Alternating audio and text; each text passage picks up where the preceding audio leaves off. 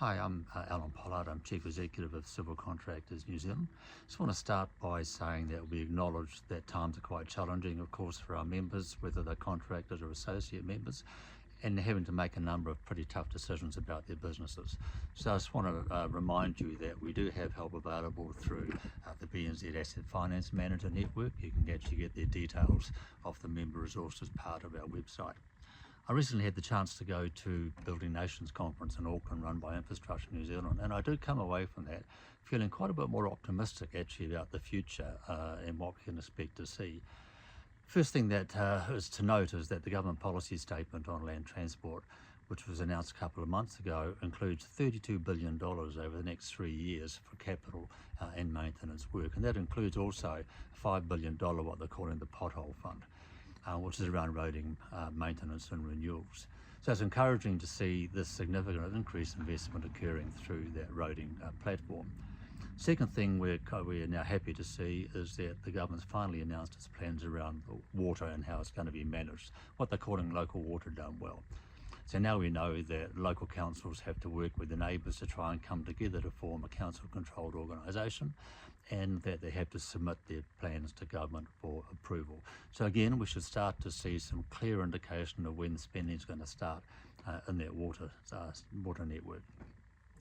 The government also has allowed councils or their organisations to spend up to 500% of their operating revenue, which is at about twice the amount that they've had previously. So again, there should be sufficient motivation and incentive there for governments to start investing as we know they should. The next thing that's happened is the government's announced that its new National Infrastructure Agency is going to be operational from the 1st of December.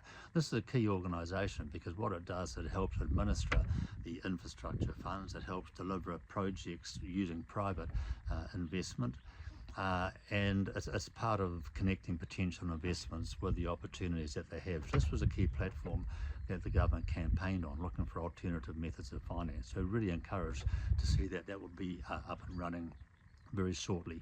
Now, of course, we know that these are all still medium to long-term situations, but we want to assure you that we are still working either directly or in partnership with some of our like-minded other organisations to try and encourage the government to be much more welcoming of a stimulus package early on.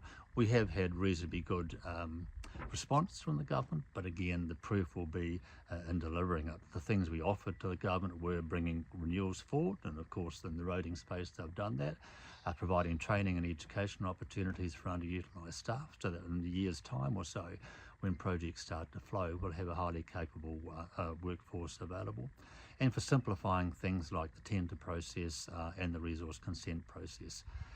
So we'll keep working on those, and you have our assurance that we're going to do the best we can on your behalf. Can I just finish by saying that if any of our members are struggling, please remember, have a talk to family, to friends, to your colleagues, or actually if you want that independence, then have a talk to our colleagues and mates in construction. It's really important that you know that there is a support network available to you, and we encourage you to use it. Thanks for listening again. Thanks.